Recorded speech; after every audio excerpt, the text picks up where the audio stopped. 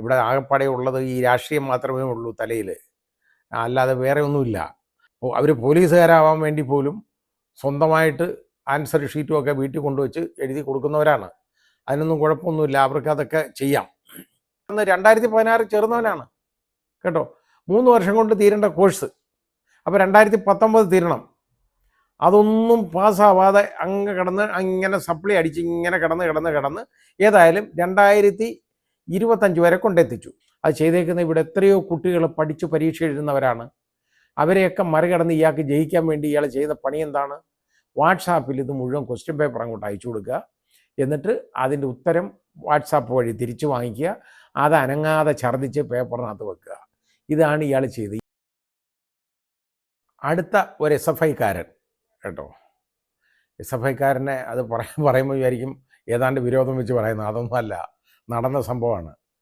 MB Adarsh എന്ന് പറയുന്ന ഒരു SFI നേതാവ്, അദ്ദേഹം കാര്യവട്ടം ഗവൺമെൻറ് കോളേജിൽ BSc സ്റ്റാറ്റിക്സിന് പഠിച്ചുകൊണ്ടിരിക്കുകയാണ്. പഠിത്തം കുറേ നാളായി തുടങ്ങിയിട്ട് കേട്ടോ. 2016 അഡ്മിഷൻ വാങ്ങിച്ച് തുടങ്ങിയതാണ്.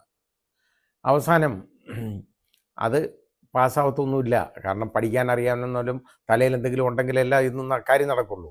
ഇവിടെ ആകെപ്പാടെ ഉള്ളത് ഈ രാഷ്ട്രീയം മാത്രമേ ഉള്ളൂ തലയിൽ, അല്ലാതെ വേറെ ഒന്നുമില്ല. അപ്പോൾ അങ്ങനെ വന്നു കഴിഞ്ഞപ്പോൾ ഇയാൾക്ക് അവസാനം സപ്ലി അടിക്കുമല്ലോ, സപ്ലിമെൻ്ററി ആയല്ലോ ഇതൊക്കെ. അങ്ങനെ ഈ കഴിഞ്ഞ മാർച്ചിൽ, അതായത് ഈ 2025 മാർച്ചിൽ സപ്ലിമെൻ്ററി പരീക്ഷ എഴുതാൻ പോയി BSc സ്റ്റാറ്റിക്സിൻ്റെ. അപ്പോൾ ഈ സപ്ലിമെൻ്ററി പരീക്ഷ എഴുതണമെങ്കിലും അത് വല്ലതും അറിയാമെങ്കിലല്ലേ എഴുതി വെക്കാൻ ഒക്കുള്ളൂ.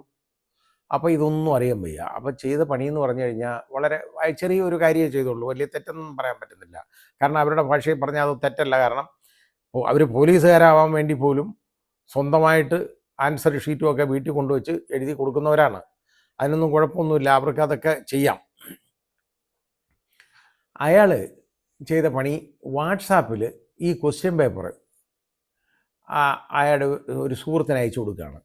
എന്നിട്ട് ആ സുഹൃത്ത് ഇതിൻ്റെ ഉത്തരങ്ങളെല്ലാം തിരിച്ച് നോക്കി പഠിച്ച് ഇങ്ങനെ വാട്സാപ്പിലോട്ട് തിരിച്ചയച്ചു കൊടുക്കും. അത് വെച്ചുകൊണ്ട് പരീക്ഷ എഴുതും. അങ്ങനെ പരീക്ഷ എഴുതി കേട്ടോ. ഇത് എങ്ങനെയോ ഈ ന്യൂസ് പതുക്കെ ലീക്കായിട്ട് അത് ആരോ ഒരു രഹസ്യ വിവരം കഴക്കൂട്ടം പോലീസിന് കൊടുത്തു. കഴക്കൂട്ടം പോലീസ് ഇയാളെ കൈയോടെ പിടിച്ചു കേട്ടോ. അത് അങ്ങനെ സാധാരണ സംഭവിക്കാറുള്ളതല്ല, എന്തുകൊണ്ടോ അത് സംഭവിച്ചു. ഏതോ ഇച്ചിരി ബോൾഡായിട്ടുള്ള കൊള്ളാവുന്ന പോലീസ് ഉദ്യോഗസ്ഥനുണ്ടെന്ന് നമുക്ക് തിരിച്ചറിയാം, എന്നാലേ ഉള്ളൂ. അല്ലെങ്കിൽ SFI നേതാവിനെയൊന്നും ആരും പിടിക്കത്തില്ല, പിടിക്കാൻ പാടില്ല, അതാണ് കാര്യം. അപ്പോൾ പിടികൂടി. അപ്പോൾ ഈ academic council, disciplinary council, disciplinary അവരുടെ അതോറിറ്റി, ഈ കേരള യൂണിവേഴ്സിറ്റിയിലെ അവരുടെ മുമ്പിൽ ഈ പ്രശ്നം വന്നു.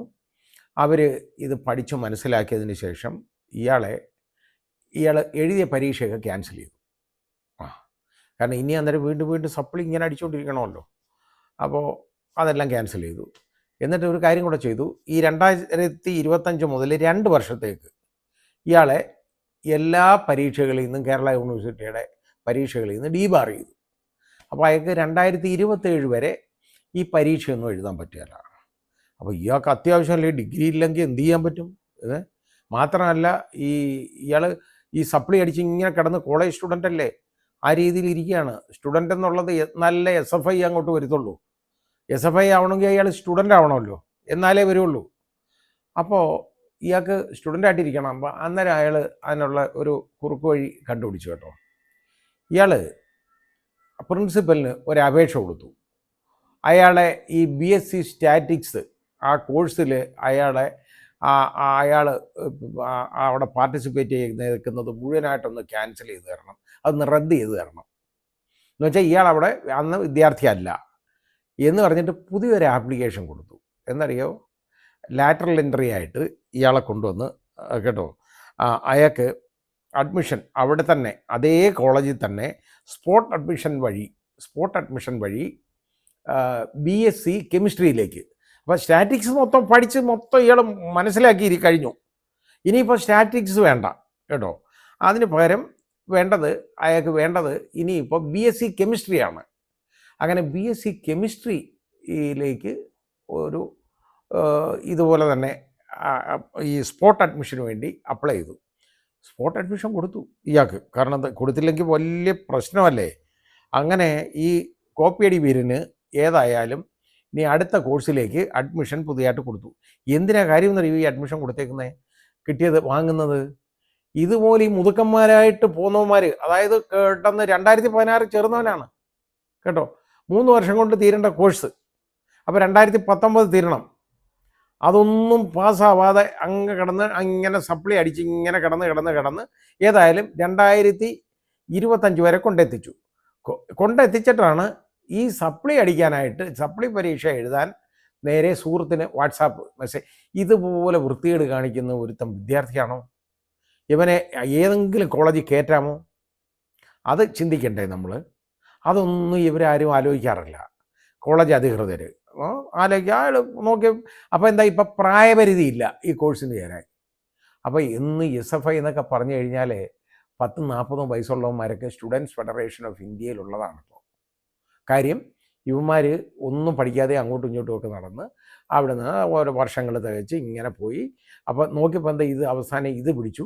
ഇനി 2027 അപ്പോൾ ഇതിലെ മുഴുവൻ അങ്ങ് മായ്ച്ചു കളയാമല്ലോ. അതിന് വേണ്ടിയാണ് അയാളുടെ ആ കോഴ്സ് തന്നെ ഒന്ന് റദ്ദാക്കി കൊടുക്കണം എന്നുള്ളതാണ്. അയാൾ ആ കാലാവധി മൊത്തം ഒന്ന് റദ്ദ് ചെയ്ത് കൊടുക്കണം. സ്റ്റാറ്റിക്സിന് പഠിച്ചേക്കുന്ന കാലാവധി റദ്ദ് ചെയ്ത് കൊടുക്കുക. കൊടുത്തിട്ട് ഈ BSc കെമിസ്ട്രി, ഇനി ഇയാൾ ഭയങ്കര കെമിസ്റ്റ് ആവാനാണ് കേട്ടോ, BSc കെമിസ്ട്രിക്ക് വേണം. ഏതായാലും അപ്ലൈ ചെയ്തു, അത് കൊടുത്തു. ഇപ്പോൾ കേരള യൂണിവേഴ്സിറ്റിയുടെ സേവ് യൂണിവേഴ്സിറ്റി ഫോറം എന്ന് പറയുന്ന സംഘടന ഇത് ഏറ്റെടുത്തിട്ടുണ്ട്. അവർ ഇതിനെതിരെ പരാതി കൊടുത്തു.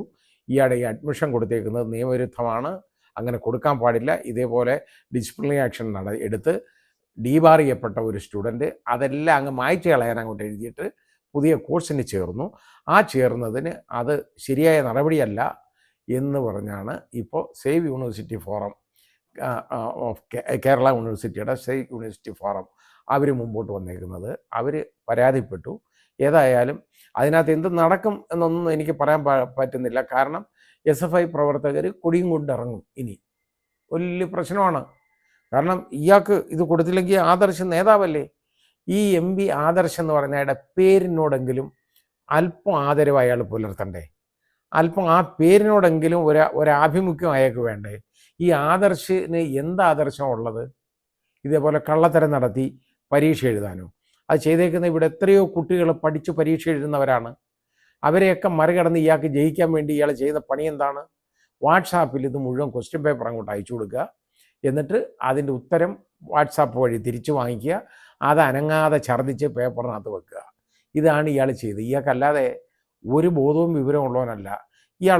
ഇവരാണോ യഥാർത്ഥ സ്റ്റുഡൻസിനെ നയിക്കേണ്ട നേതാക്കൾ? ചിന്തിക്കണം, ആലോചിക്കണം എല്ലാവരും.